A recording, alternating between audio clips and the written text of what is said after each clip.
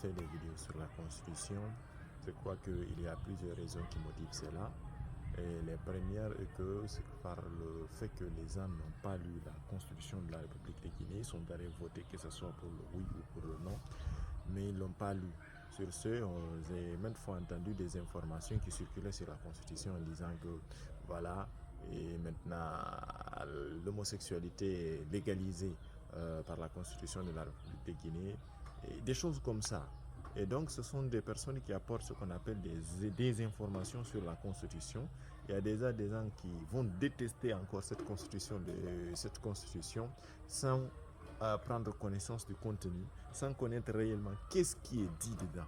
On a juste pris des informations passagères, des informations non vérifiées, non fondées, et puis on donne ça aux gens. Finalement, c'est avec ces croyances-là que ces personnes vont partir et finalement dire, ah voilà, voici la constitution guinéenne, elle est mauvaise, la constitution guinéenne est de ceci et de cela.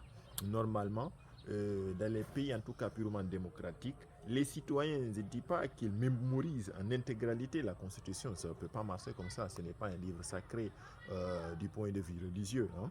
Ce n'est pas le Coran ou la Bible où le croyant d'une certaine façon ressent le besoin de mémoriser cela, mais pour la constitution, je crois que pour les pays démocratiques, c'est une chose très très importante pour le citoyen de connaître ce qui est dit, ce qui n'est pas dit, ce qui est autorisé, tes droits et tes devoirs.